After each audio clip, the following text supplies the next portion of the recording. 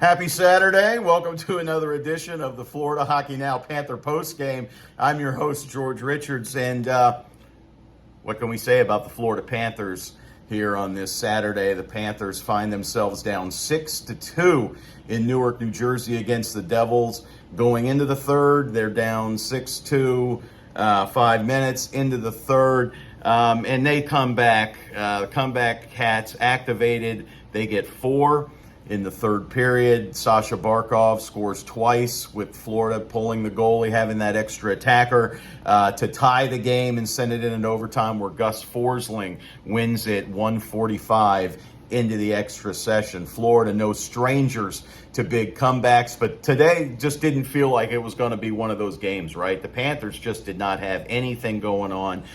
They were making one mistake after another. They left Sergei Bobrovsky hanging out to dry in a lot of respects. Florida ends up replacing Bobrovsky mercifully to start the third period.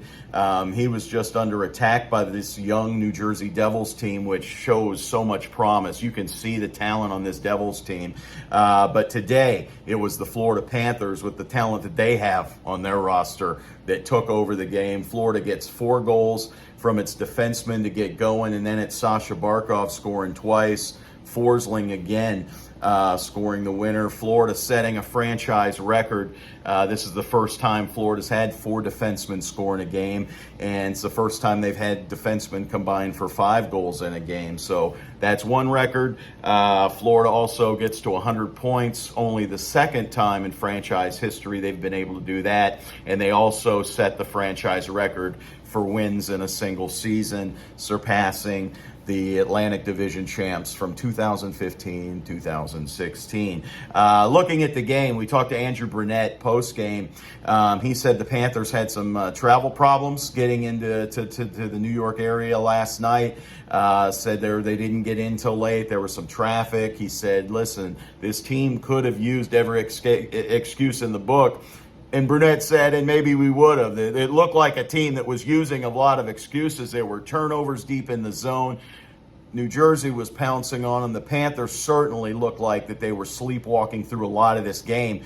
But this is a team that does not panic, and they were able to chip away. They completely dominated the third period of play. They end up from the third period on, I believe they outshot New Jersey 25-6, something like that.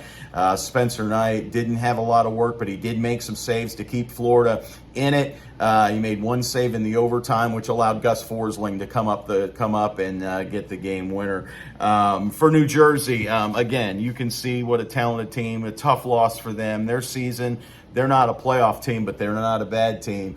And they've been doing a lot of good things. They're assembling some talent there in Newark. And they've been doing a lot of good things. Yegor Sharangovich. I'm bad with my Russian unless it's Sergei Bobrovsky. I apologize. He got a hat trick. His third goal comes in the second period. It's a shorthanded goal. Florida going with the 5 forwards. They're able to get the puck to him. He streaks in, walks in on Bob, and beats him. Beautiful goal by him. That makes it a 5-2 game. Andrew Brunette thought that was a turning point for the Florida Panthers, because the Panthers, with that power play, they're down 4-2. If they're able to score, it's now a 1-goal game. Instead, it's a 3-goal game. New Jersey ends up scoring minutes later, making a 6-2 game. You're thinking this game is done, but the Florida Panthers are able to come back in the third period. 5:34 into the third. Brandon Montour, who had himself a very good game, gets the Panthers on the board. It's now 6-3. Gus Forsling gets his first of the night 2 minutes later, less than 2 minutes later, almost 90 seconds about that. And the Florida Panthers, all of a sudden, it's a 2-goal game. For a team with the talent of the Panthers, for a team with the youth of the New Jersey Devils, you could definitely feel things turning there. Florida does not get another goal, though, however, until Sasha Barkov. They pull Spencer Knight a little bit early. Barkov scores with 5:27 remaining in the game. Barkov gets a nice pass from Sam Bennett, one-times it past the Hamburglar Andrew Hammond. Florida Panthers now down 6-5. they keep coming. They were coming in waves. They dominated that third period with possession, with pace, with everything you could imagine. In the final 2 minutes of regulation, Knight goes back to the bench. Panthers keep coming. Sasha Barkov, again, with 1:24 remaining in the game, ties the score. We go to overtime. Again, Knight makes a nice save on one of the few possessions that New Jersey had in the third or in overtime. And Forsling gets the winner, another assist for Sam Bennett.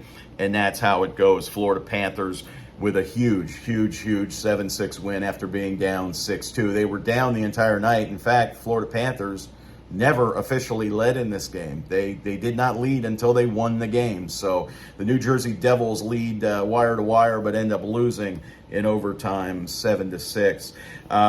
Just real quick, Florida Panthers next up, or they're in tomorrow. They got another matinee tomorrow in Buffalo, taking on Craig Anderson and the Sabres. Sabres coming off an emotional win last night against the Nashville Predators. Longtime Hall of Fame announcer Rick Jeanneret gets his initials sent to the rafters, brought down on the ice after the win. Very nice gesture by the Buffalo Sabres.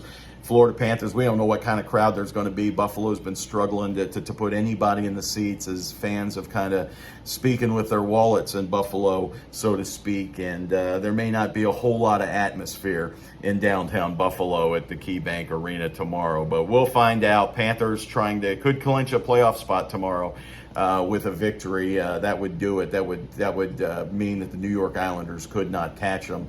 And, the Panthers, are making the playoffs. They've been making the playoffs since October, but still, good for them. They're going to, get that X next to the name with a win tomorrow in Buffalo. That'll do it for me. Thank you for watching. I appreciate y'all's support. Don't forget, tell your friends, subscribe here. We're trying to get to 1,000, and we're going to be doing a bunch of live things, like I tell you all the time.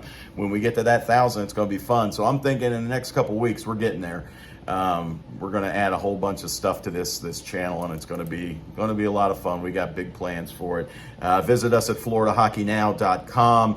Couple stories up there today. We had a preview of today's game, which is now over. We have a recap of today's game, which is now over. We also have a story up on Keith Yandle, former Florida Panther defenseman.